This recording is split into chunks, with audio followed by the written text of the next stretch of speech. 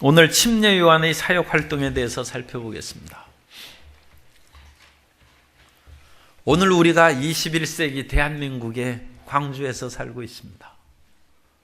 우리가 이와 같이 시대를 택한 것도 아니고 장소도 택한 것도 아니고 부모님이 낳아서 자라다 보니까 이곳에서 사는 것입니다.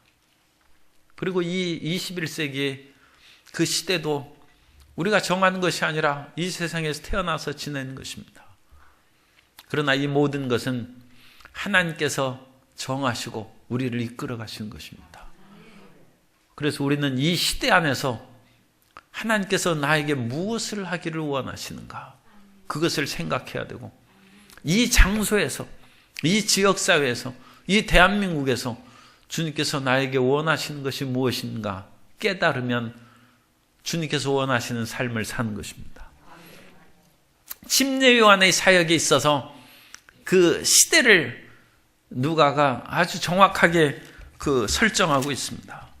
그래서 디베르 황제가 통치한 지 15해, 디베르 황제는 티베리우스를 말하는 거예요. 티베리우스 아우구스투스. 그래서 디베르 황제인데 15해라고 해서 그 15해는 28년 내지 29년입니다.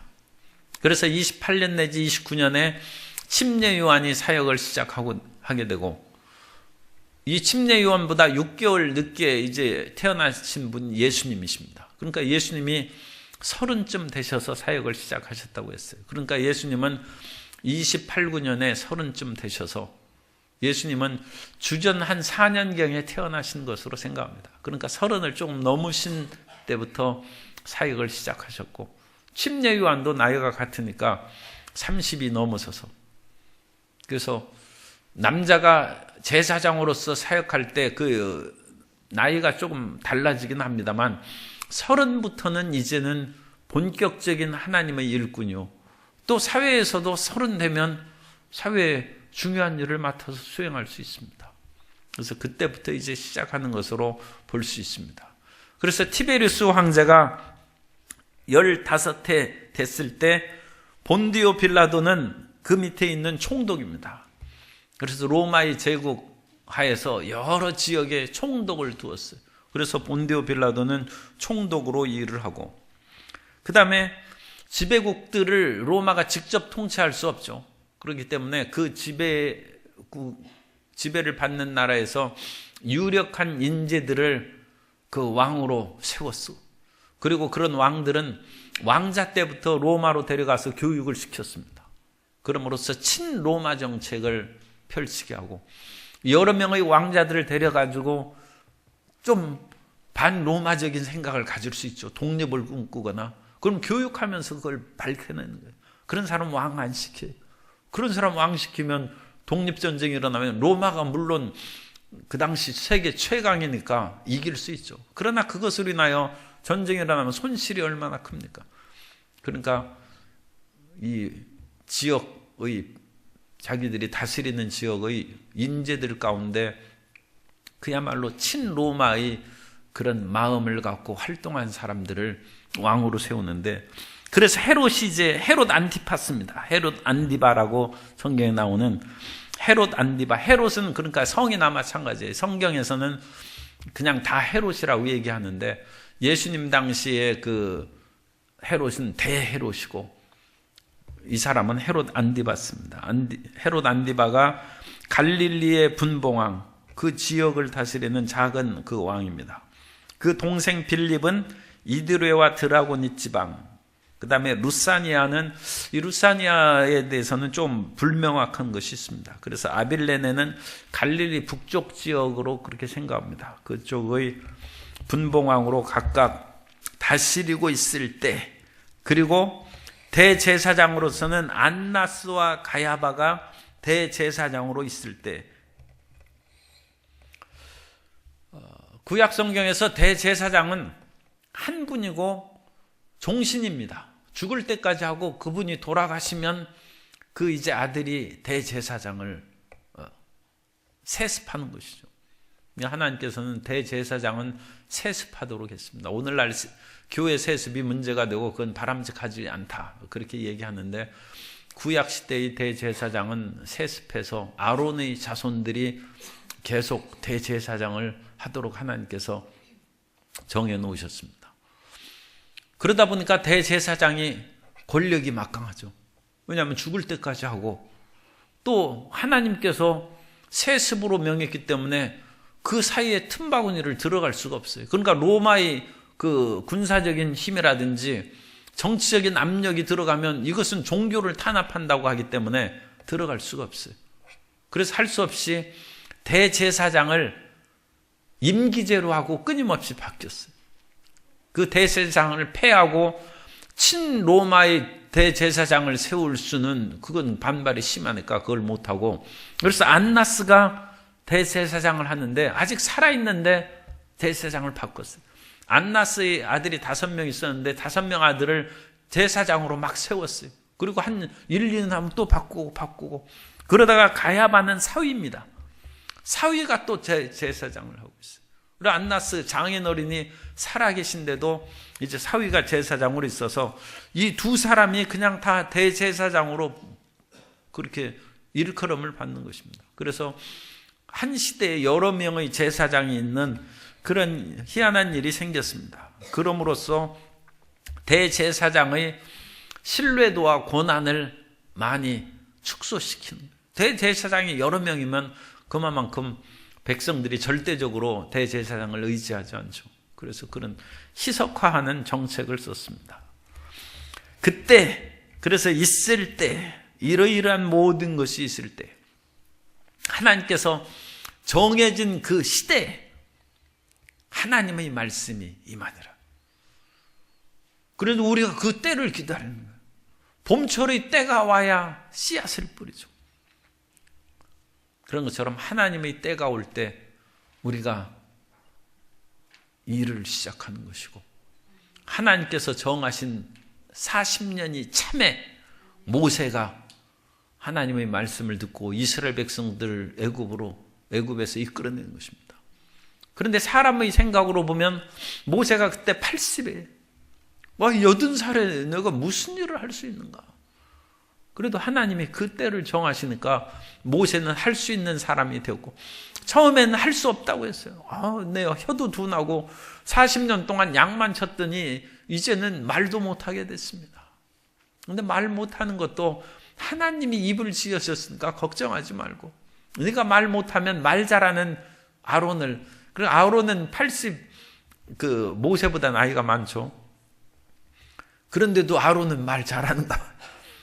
아마 아론은 그냥 이제 우리식으로 얘기하면 뭐 통장이나 반장 아마 하고 있었을 거예요. 그래가지고 애굽이 노예로 사는 그런 사람들을 끊임없이 관할하고, 왜냐하면 노예로 살면서도 그 사람들을 관할하는 사람이 필요하죠. 그러니까 그런 사람들을 관할하는 일을 많으니까 쫓아다니면서 말하고, 그러니까 말을 잘하는. 그래서 우리 성도님들도 혹시 80세 또 일을 누구 시킬지 몰라요. 그러면 어떤 사람은 그 말을 잘 못하면 우리가 뽑히는 거예요. 말 잘하니까 내가 대신 그렇게 모세의 입이 되어주라. 그러면 우리는 모세 같은 능력이 없어도 그 말 잘하는 덕에 아론이 되는 것이죠. 그러니까 아론이 돼서 말을 잘하려면 어떻게 하느냐? 아침마다 낭낭한 목소리로 성경을 읽는 것입니다. 우리 성경 쓰기에서 많은 분들이 그렇게 써서 참 감동적입니다. 그런데 아침마다 학독만 글을 읽는 것이 아니라 우리 성도님들이 낭낭한 목소리로 글을 읽으면, 말 잘하는 아무개 권사를 대신 내가 붙여줄 테니까 일하라고 이제 또 그런 것이죠. 하나님의 이 때가 이르러서 하나님의 말씀이 빈들은 광야입니다. 광야에서 사가랴의 아들 요한에게 임한지라. 요한이 주님 임하셔서 그 사역을 할 때까지 빈들에 있으니라, 그 앞에서 그 내용이 나오죠. 광야에서. 그래서 광야에서 30쯤 됐으니까 20세 그때부터 이제 성년이 되어서 요한이 빈들에서 기도하면서 있었어. 그러면 그 기도의 기간을 한 10년 정도 생각할 수 있어요. 얼마나 오랫동안 그곳에 있었는지는 성경에 말씀이 안 돼 있으니까 모르죠. 그런데 이제 성인으로서 되어서 예수님처럼 30쯤 돼서 사역을 시작했으니까 그 오랫동안 기도했던. 그래서 하나님의 그런 탁월한 이런 여자가 난 자 중에 침례 요한보다 큰 자가 없다고 했어요. 그런 탁월한 사람도 이런 오랜 기도 생활, 그리고 하나님의 때가 이르자 침례 요한에게 말씀이 임했다. 그 말씀을 기다리는 거예요. 말씀. 하나님이 나에게 말씀하실 때까지 그걸 기다리는 것입니다.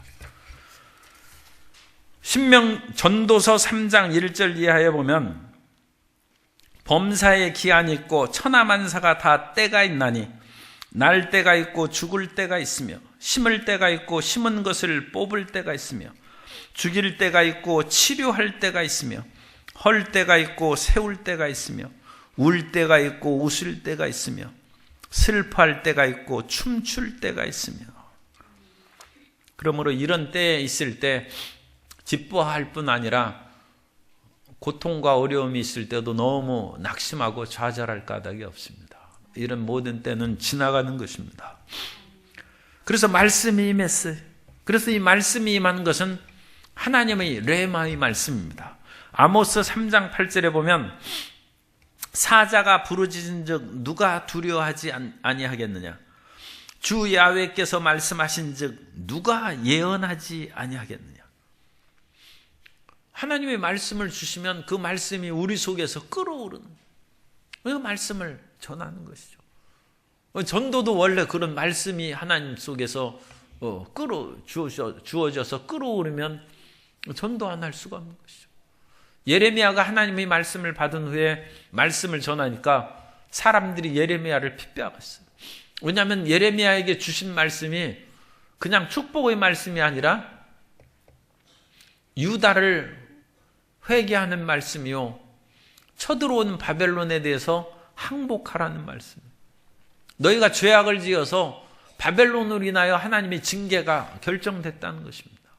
그러니까 무모하게 저항하지 말고 순수히 매를 맞으면 오히려 너희 피해가 크지 않겠다.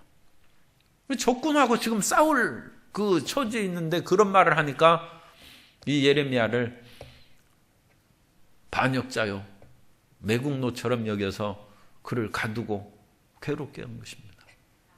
그런데 그 전부터 예레미야는 심령이 워낙 약한 사람이에요.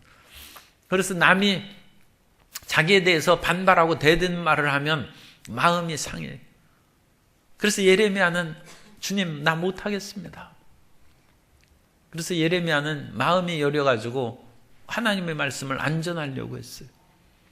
그런데도 불구하고 하나님의 말씀이 임하면 속에서 끓어오르는 것입니다.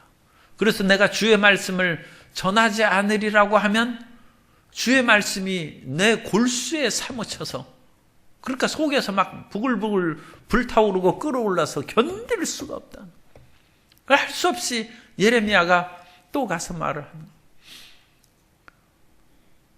우리가 구역장, 조장님 하시고 여러 가지 교회 활동을 하는데 강인한 심령의 사람도 하나님께서 들어서 쓰시지만 예레미야처럼 연약한 사람도 들어 쓰시는 거예요. 그리고 그분들이 하나님의 일을 행할 때 증거는 그 속에 말씀을 주시고 성령으로 끌어오르게 하신다. 그럼 그거 순종해야죠. 그걸 순종해야지. 주님, 나처럼 왜 마음 약한 사람을 부르셨냐 해서 그것을 안 하고 그러면 주님께서 기뻐하시지 않습니다. 그리고 그것이 골수에 사무쳐서 오히려 우리 마음이 불편하고 괴로운 거예요. 그래서 그냥 열심히 전파하는 것이죠. 그래서 요한에게 이와 같이 말씀이 임한즉 요한이 사역을 시작하는데, 요한의 사역은 3절에 보면 요한이 요단강 부근 각처에 와서 죄사함을 받게 하는 회개의 침례를 전파하니, 그래서 죄사함을 받게 하는 회개의 그런 세례, 침례를 전파했다. 요한의 침례는 구약의 그런 정결례와 기독교의 침례 중간에 있는 것으로 그렇게 얘기를 합니다. 구약의 정결례는 부정한 사람이 물로 씻어서 깨끗하게 되는 거예요. 그래서 혹시라도 병이 걸리거나 그래서 부정한 사람은 진 밖에 있다가 물로 씻든지 아니면 일정한 기간이 지나면 깨끗하게 되어서 진 안으로 들어올 수 있어요. 그래서 그것을 물로 씻는 것이 정결례입니다. 그런 것처럼 침례 요한도 요단강에서 물로 씻는 그런 것을 했는데 그것은 죄 사함을 받게 하는 회개의 침례였다. 그러면 기독교의 침례는 뭐냐? 죄 사함을 받게 하는 회개의 침례일 뿐만 아니라 하나님의 자녀가 되고 그리스도 예수와 함께 부활한다는 것을 공식적으로 선포하는 것이 침례예요. 기독교 침례. 그러니까 기독교 침례는 의미가 더 깊어지는 거예요. 그러니까 침례를 받음으로 우리는 예수 그리스도의 십자가 보혈로 씻음 받은 것을 상징하는 거예요. 그래서 물속에 들어갈 때 그리스도의 보혈로 씻어서 죄 가운데 죽은 것이고, 물 밖으로 나올 때 이 요한의 침례는 부활은 얘기 없잖아요. 그런데 우리는 그리스도 예수와 함께 다시 부활할 것을 물 밖으로 나오면서 그것을 믿는 것이고, 그리고 예수님께서 침례를 받으실 때 하늘에서 음성이 있어서 이는 내 사랑하는 아들이요 내 기뻐하는 자라고 하나님께서 선포하신 것처럼 우리가 물 밖으로 나올 때 하나님의 자녀가 된 것이 선포되는 것입니다. 그러니까 기독교의 침례는 훨씬 더 의미가 깊죠. 그래서 죄사함을 받게 하는 회개의 침례는 중간에 있고, 그 다음에 정결하게 하는, 그것은 뭐 하나님의 자녀가 됐다든지 성령 받는다는 구약의 정결례는 그런 얘기는 없어요. 물론 그것이 더 발전되어서 오늘날 예수 그리스도의 믿는 기독교의 침례로 성장해 온 것이긴 합니다만, 구약 시대의 그런 정결례는 상당히 그 낮은 단계에 있고, 그 중간에 침례 요한의 침례가 있고, 그 다음에 우리가 믿는 그 기독교의 침례는 그건 완성된 것이고, 그러므로 침례를 받으면 이것은 죄사함과 하나님의 그런 영광의 역사로 자녀로 거듭난 것을 확증해 주는 것입니다. 확증해 주는.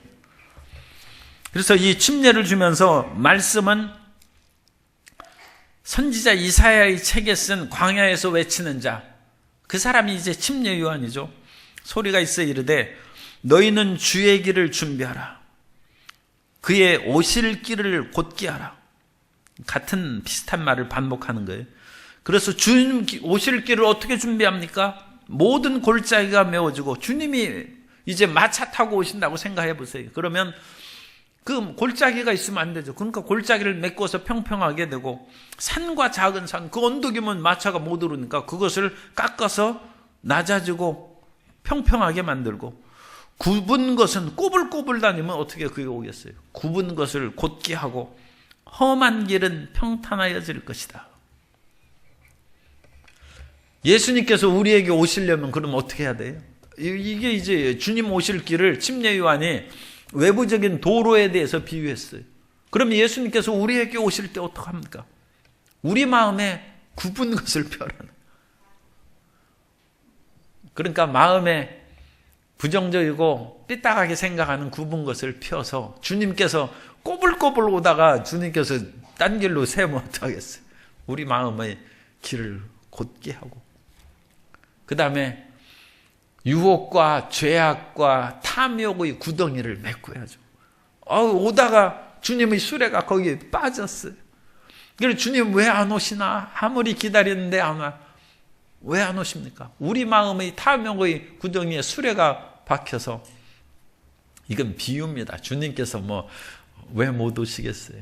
그죠? 그런데 우리 마음 가운데 길이 꾸불꾸불해서 마음이 그와 같이 꾸불꾸불하고, 죄악을 청산하지 않아서 온갖 구덩이가 난무하고, 또 하나님을 오시는데 장애가 되는 죄악이 바위처럼 앞에 가로막혀서, 바위가 있으면 그 마차가 갈 수 있습니까? 그러면 못 오신다. 하나님께 능치 못하신 일이 어디 있겠습니까? 내가 죄를 지었는데도 옷이 없어서 그건 비성경적이에요. 이사야 59장 1절 이하에 보면 야훼의 손이 짧아 구원하지 못하심도 아니요 귀가 둔하여 듣지 못하심도 아니라 오직 너희 죄악이 너희와 너희 하나님 사이를 갈라놓았고 너희 죄가 그의 얼굴을 가려서 너희에게서 듣지 않으시게 함이니라. 그러니까 마음의 그런 구덩이와 탐욕과 육신의 정욕, 안목의 정욕, 위생의 자랑과 죄악의 그런 것이 있으면 하나님이 못 오십니다. 그건 우리 책임이죠. 그리고 하나님이 그것을 그냥 무작정 다 없애버리고 그러면 공의의 하나님이 그거 어긋나는 것이죠.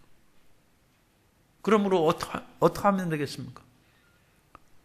그게 회개예요. 회개해서 죄를 없애라는 거예요. 죄를 없애고. 아니 내가 내 죄를 어떻게 없습니까? 예수님을 의지하면 십자가의 보혈로 우리를 씻어주신다는 거예요. 주님께서 오시는 마차가 빠진 구덩이를 우리가 어떻게 맡기느냐? 그것을 우리 마음을 비우고 주님께 내 인생을 맡기는 것이죠. 내 마음의 탐욕과 애착을 그냥 버리고 주님 내 마음을 내려놓습니다. 그것이 있어야 주님께서 오시죠. 그러니까 주님이 못 오시는 것은 우리의 탓이지 회개하지 아니하고 내 마음의 욕심과 세상의 집착을 버리지 않은 내 탓이지 주님께서 나를 무정하게 대하시거나 사랑치 않는 것이 아닙니다. 대속죄일에는 짐승을 염소를 잡아가지고 피를 흘리는 거죠. 그건 속죄죠, 속죄. 대속죄일에 이 두 염소를 잡는 것을 항상 기억하셔야 돼요. 한 염소는 붙잡아서 피를 흘려서 죄 사함을 받는 것이고 그것은 예수님께서 십자가의 하나님의 어린 양으로 우리 죄를 위하여 피를 흘리실 것을 예표하시는 것입니다. 십자가를 의지하여 또 한 마리 염소는 아사셀의 염소로 먼 광야에 내보내서 없애버리는 거예요. 우리 마음 가운데 내보내야 될 염소가 있어요. 그걸 없애버려야 돼요. 마음에. 아사셀의 염소나 할례를 받는 것이나 그 상징이 같습니다. 할례는 제거해버리고 잘라버리는 것이죠. 우리 마음 가운데 염소를 내보내고 탐심을 없애버리는.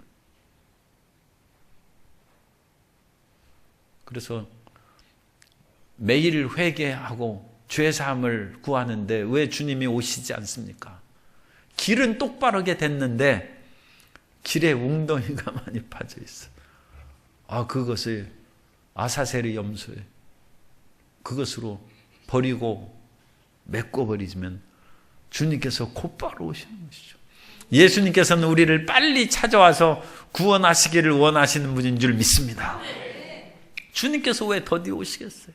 빨리 응답하시고 그 몸을 십자가에 못 박혀 피 흘리기까지 사랑하셨는데 왜 주님께서 더디 응답하시고 빨리 치료 안 해주시고 왜 물질의 문제나 삶의 문제를 회복을 왜 빨리 안 해주시겠습니까? 웅덩이가 해서 마차가 못 나가는 것이죠.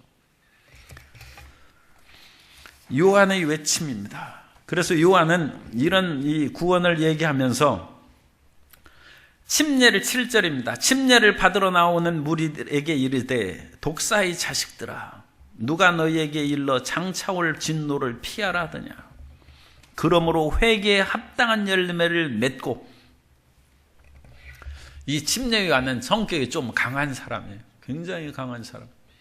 그래서 죄를 짓고 불의한 사람들을 완전 나쁜 놈이라고 이렇게 부릅니다. 그런데 좀 강하죠. 독사의 새끼들이란, 독사의 자식이란. 그래서 독사들이 풀숲에 있는데 거기에 진노의 불길이 떨어지면 그거 다 타 죽으니까 막 독사들이 막 뛰쳐나올 거 아니에요. 너희가 이미 하나님의 진노 앞에 놓여 있으니까 얼마 있지 않으면 멸망하고 죽는다는 것입니다. 그러니까 그 풀숲에 있는 그런 마음이 새카만 독사의 자식들이 하나님을 사랑함으로 나오는 것이 아니라 심판의 불덩어리가 떨어져서 죽을 것 같으니까 뛰쳐나온다는 것입니다. 그것은 의미가 없다는 거예요. 마음을 회개하고 하나님을 사랑함으로써 주님 앞에 나오고 교회에 나와야지 심판이 들어와서 나오는 것은 이 독사의 그 자식들이 불 떨어진 풀섭에서 그냥 뛰쳐나오는 거나 마찬가지라는 거예요. 그건 무슨 의미예요? 모든 사람들은 재앙과 심판을 당하면 뛰쳐나올 거 아닙니까? 그것으로는 충분하지 않다. 그것으로 뛰쳐나오면서 회개하고 하나님을 믿어야 된다는 거예요. 그러니까 믿음이 없이는 이 천국 못 가는 것입니다. 그러면서 그 마음이 독사의 마음을 가졌는데도 불구하고 속으로 아브라함이 우리 조상이라고 그런 헛된 마음 갖지 말라는 것입니다. 왜냐하면 하나님은 이 돌들로도 아브라함의 자손을 만들 수 있기 때문에 그런 태어난 그 혈통으로는 구원받지 못한다. 유대인들에 있어서는 혈통을 굉장히 중요시했기 때문에 아브라함의 후손으로 태어나면 무조건 구원받는다는 그 생각이 상당히 지배적이었습니다. 그런데 이것도 이제 구원관이 더 완벽해지고 발전한 것입니다. 그거 가지고 안 되는 아브라함의 후손 돌멩이도 하나님께서 만들 수 있다는 것입니다. 그러므로 그것이 중요한 것이 아니라 혈통의 육신의 그것이 중요한 것이 아니라 내면의 믿음을 가져야 된다. 하나님께서는 흙으로 사람을 만드셨으니까 돌멩이로 만드는 것도 문제가 안 되죠. 그러니까 돌멩이로 사람 만들면 조금 더 단단할지 몰라요. 사람은 이제 돌아가시면 그야말로 티끌로 날아가죠. 거기에서 티끌로 날아갑니다. 그리고 원래 아팔 티끌에서 나왔어요. 그런데 흙은 쉽게 부서져서 남자는 수명이 좀 짧아요. 그런데 여자는 남자의 갈빗대로 했으니까 뼈로 만들었어요. 그래가지고 여자가 오래 사는 거예요. 뭐 어쩔 수 없어요. 갈빗대가 티끌보다 더 단단하니까 그렇게 해서 오래 사는 것이죠. 그러나 뭐 갈빗뼈도 몇십 년 지나면 다 삭아서 없어지니까 결국 인생은 없어지는 것이고 우리 속에 있는 영혼의 믿음을 갖고 살아야 되는 것입니다. 9절에 도끼가 나무 뿌리에 놓였다. 아까 불이 떨어지는 거나 마찬가지로 여기에 살던 그 모든 나무가 도끼에 찍혀서 죽으면 뭐 다 없어지는 거니까 심판이 임하는 것을 뜻합니다. 그러면 이 심판이 임할 때 어떻게 우리가 해야 됩니까? 그래서 이 진정한 회개에 대해서 침례 요한이 가르치는 것은 따라서 하세요. 먼저 입술로 죄를 고백한다.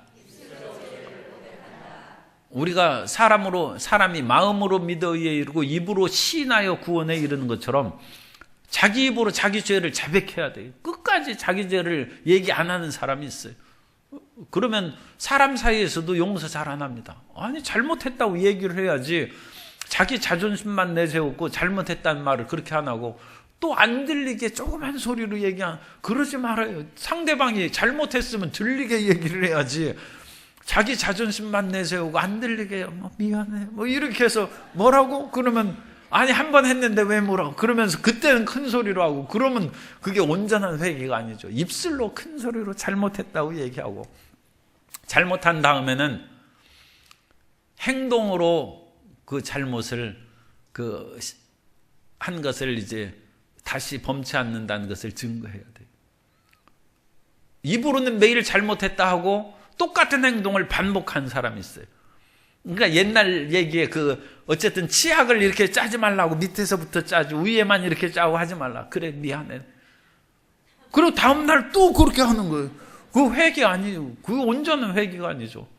입술로 잘못했다고 하면 그 다음부터는 이렇게 우유로 짰다가도 다시 넣어야지. 어떡하겠어. 다시 넣고 밑에서부터 이렇게 짜가지고 그게 이제 올바른 회개라는 거예요. 따라서 행동으로 회개해야 합니다. 그래서 말로 회개할 뿐 아니라 말로도 중요한 거예요. 말로도 하고 행동으로도 회개하고 세 번째 더 중요한 회개는 인격이 바뀌는 거예요. 진짜 마음이 바뀌는 거예요. 이제는 행동 이렇게 해가지고 헷갈리고 막 하는 것이 아니라 그 마음이 참으로 선해지는 것이고 참으로 사랑에 가득한 것이고 남을 이해하고 긍휼히 여기는 마음으로 사람이 변했어요. 이게 크리스찬의 그 나아갈 길이에요. 그러니까 우리가 말만 해서 안 되고 행동이 더 나아가서 행동이 자신의 습관을 변화시키고 인격을 변화시키는 데까지 나가야 온전한 회개다. 침례 요한이 실질적으로 회개하는 행동을 이제 11절부터 구체적으로 얘기합니다. 그래서 11절 구체적인 회개는 옷 2벌 있는 자는 옷 없는 자에게 나누어 줄 것이요 먹을 것이 있는 자도 그렇게 할 것이니라 하고, 요즘에야 뭐 옷 없는 사람이 거의 없죠.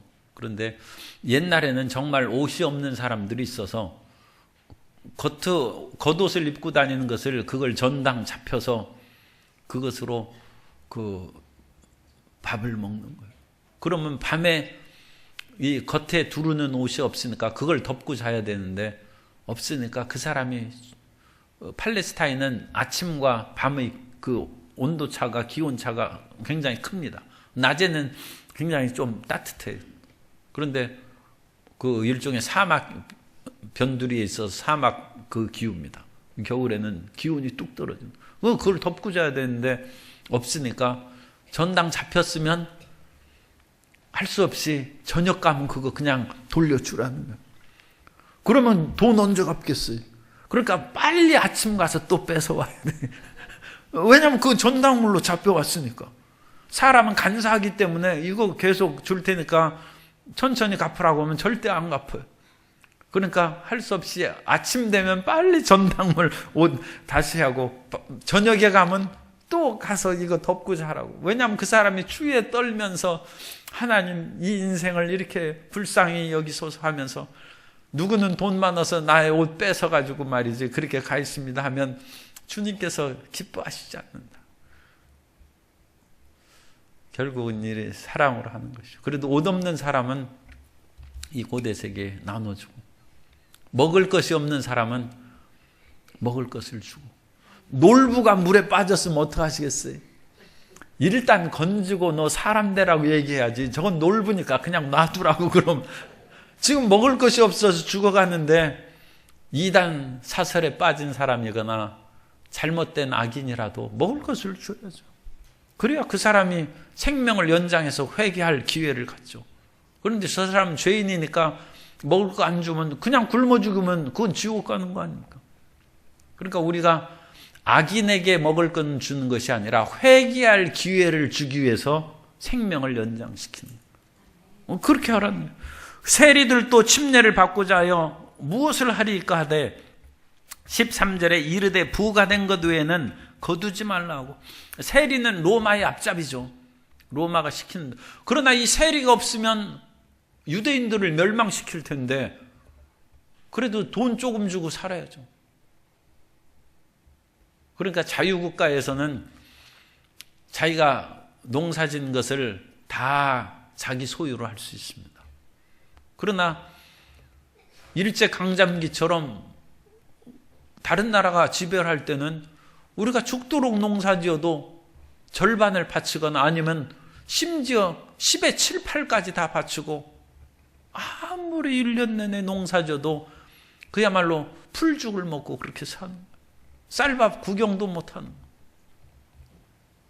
그러니까 지배를 받는 것은 비극적인 것이죠. 그러니까 세리는 로마의 지배하에서 유대민족에게 어느 정도 몇십 %라도 먹을 것을 주고 나머지는 걷어가는 거예요. 그 걷어가는 일을 세리가 하니까 세리는 민족적으로 보면 나쁜 사람이지만 그 세리가 또 어느 면으로는 좋은 일을 하는 것이죠. 그 세리가 세금 안 걷어가면 로마가 와서 다 죽일 거 아닙니까?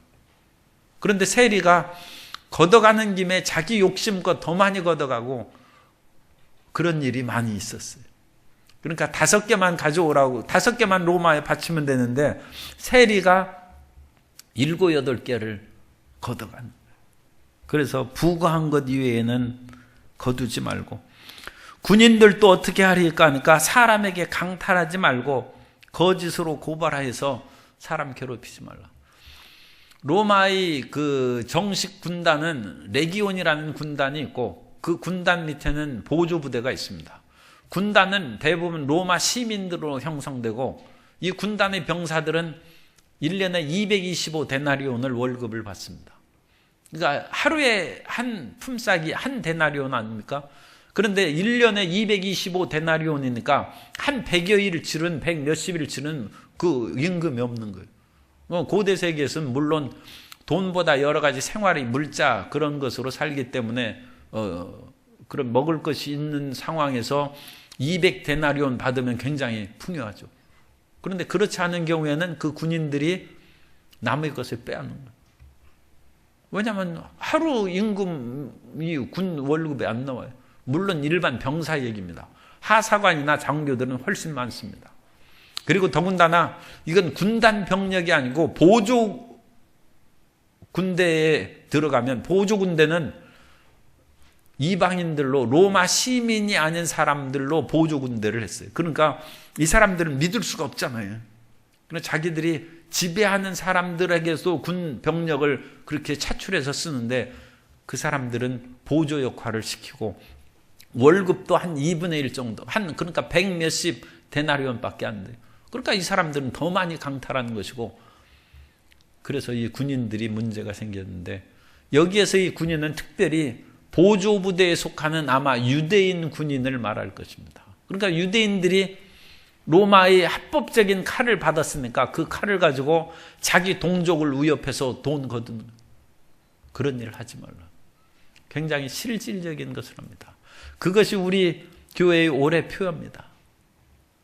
자기가 맡은 일에 최선을 다하고 그 최선을 다하되 주어진 범위에서 남을 강탈하거나 뭐 하지 말고 급료를 올바르게 생각하고 그렇게 함으로써 자신의 일에 최선을 다하는 것이, 그것이 이웃 사랑하는 거예요. 이웃 사랑한다고 남 도와주는 것이 하는 것이 아니라 내 분야에서 내가 일을 올바르게 하면 다른 사람이 편안해지고 행복하게 되는 것이고, 우리가 그야말로 이제 겨울이 다가오면서 붕어빵 만드는데 붕어빵 안고 충실하게 넣는 것이 이웃 사랑하는 거예요. 그럼 붕어빵 더 많이 팔래. 물론 이익은 많이 안 남겠죠. 안고를 많이 넣으니까. 그러나 그렇게 해서 다른 사람을 행복하게 해주는 것이고, 저 붕어빵 장사는 정말로 저렇게 신실하다니. 보니까 성경책 뜨고 광주 순복음교회 가니까 하나님 나라가 확장되는 거예요. 오늘 침례 요한의 사역에 대해서 말씀을 보았습니다. 하나님의 때가 이르면 우리는 하나님께 쓰임받는 것이고, 하나님의 때가 이르러서 우리가 일을 시작할 때는 하나님의 말씀이 임하는 거예요.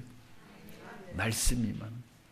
그래서 말씀과 성령이 함께 우리에게 임해서 그 사역을 하는데, 침례 요한은 그 당시 죄악으로 빠진 사람들에게 회개의 침례를 주고, 입술로만 회개할 것이 아니라 행동으로 회개하고, 행동으로 회개하는 그것이 먹을 것을 나눠주고, 세리는 부과된 것 이외에 거두지 말고, 군인은 강탈하지 말고 행동으로 회개하는 것이고, 더 나아가서 인격으로 우리가 변화되면 하나님께서 우리 삶을 통하여 영광을 받게 될 줄로 믿습니다. 그러한 온전한 회개를 드리고 성장하는 크리스찬이 돼야 될 줄로 믿습니다.